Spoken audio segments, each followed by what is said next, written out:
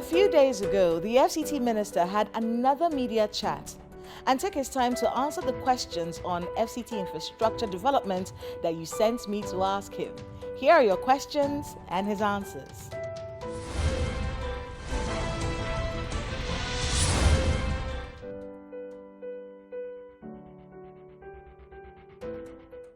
First of all, let me say that it is not only road infrastructure. Water is key. You remember that during the second year anniversary of Mr. President, when we launched commission the Abuja City Water, he said, you have to take this to the satellite towns. And it was very possible. Last week, the vice president, representing Mr. President, commissioned the Kalu Neighborhood Water Scheme. On 14th, the First Lady will represent the President in commissioning the Buhari Water Scheme. So it's not only road.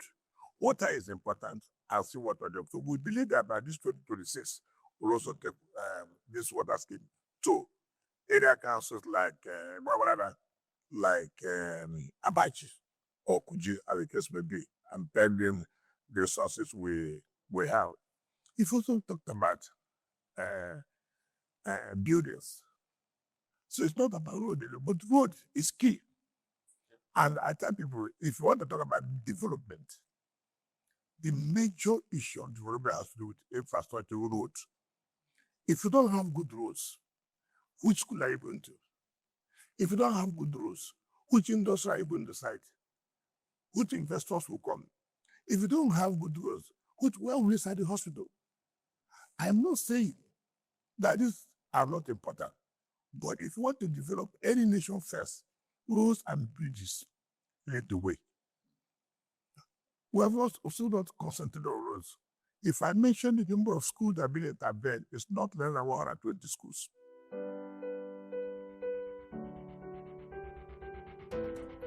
But we take a step. The next thing you see, instead of it to encourage government by taking that action, you say, oh, these are poor people trying to survive, but they are constantly a menace for other people. We have set up a task force down, and I hope you will not make your media houses available to begin to criticize what government is doing. We're going to chase them out. Okay. I hope you will come to our own support by saying what government is doing is the right thing. I mean, improvement. You cannot every time, hunger. Then if you allow that, there will be lawlessness everywhere. Oh, yes, this is for the point of. It's so serious. Banners. Yes, banners. It's one even. It's birthday, like it's crazy. It's crazy. The tax force has been set up. So the follow-up question to that is the fact that, Your Excellency, you're the one who's always explaining things that are happening. Many of our feelers online and people who talk to us on the program and say, why don't you let your mandate secretaries talk a little bit more about the things that are being done by your government? Since they are in charge of... If anything happens, is it the mandate secretaries you hold or the minister you hold? Well, we want them to be able to be more responsible for the work that they're doing. They are not doing their own work. I have not stopped anybody from doing their own work. But I have to see them because I know virtually everything happening in all the departments. And that's why I'm in charge. So if you ask a question and I answer you, you go back and then you what the minister said. But if it's a mandate secretary, the mandate secretary cannot tell you authoritatively that this is what he's going to do. He still has to come back to take permission. So is it not better hearing from me directly and holding me responsible? There's no way I will go back after you. Okay, take for example, in the same mandate secretary, for example, now, who will talk about security? The CP. How would the CP talk about security law? Yes, CP can talk about security.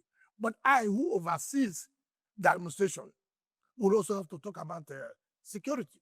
Because I provide what the security agencies will use in doing their work.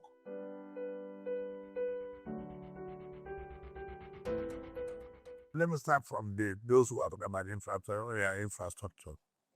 And I don't know who tells them that local government is one of the biggest, simply because you're a resident there or you do your business there. So you have that. Look, I have said severally, it is not just to go and award contracts. Do you have the resources to carry out this now? If you want a situation where, for purposes of lasting to the gallery, a play to the gallery, oh, we have awarded social contracts. And then after about 10 days, you don't see the contract of that. It doesn't make sense. It doesn't make sense. But everybody should be calm, be patient.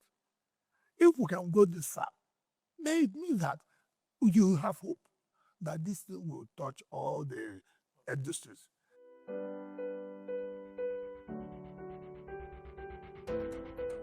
Now you talk about the tax force. Part of the problems in the city again is that have to do with tax force. The town of government, the either councils or what they call local government, have their own schedules where the constitution has allowed them to collect certain taxes and levies. But sometimes there's always a problem between the taxes they collect and the one that the state can collect.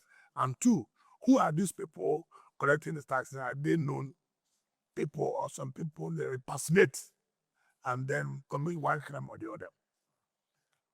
When I was governor, I tried to borrow what Lagos State government did. I think when the president was governor, that was kind of where you had the tenement rates, where the state have to cooperate with local government. And when the money is paid, this is the amount that goes to this particular local government based on what is generated within that. In that way, would they have duplication or friction between who collects it and who don't, and to sanitize the entire system? It's also a problem here. People have complained about that. As an area we are looking to go, look, it's a constitutional issue. So you must be careful not to violate the rights or privileges of the council. But why they have such rights? It's for the convenience of the people too, who are carrying out their daily activities. They don't need to suffer. So we are trying to work on something that will eliminate some of these problems in terms of tax collection.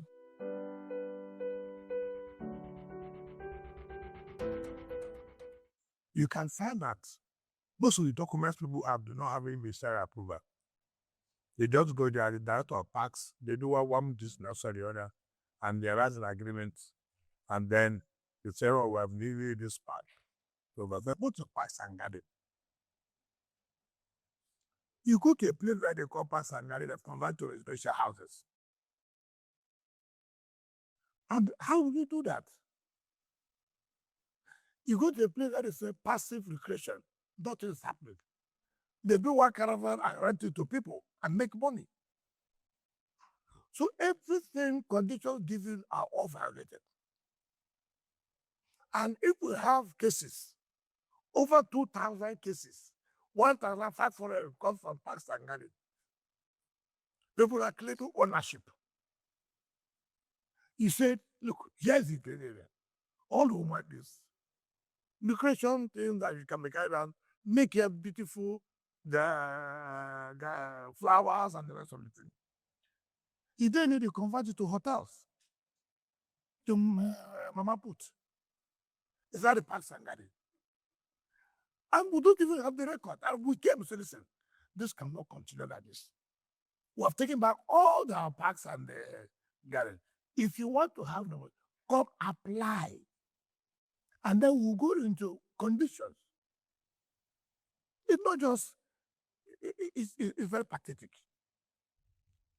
Very, very pathetic. And if you see the collision between individuals and those who work in these areas, is something else. So anybody who says he wants to have pass and garden must have to apply appropriately. It must have that ministerial approval.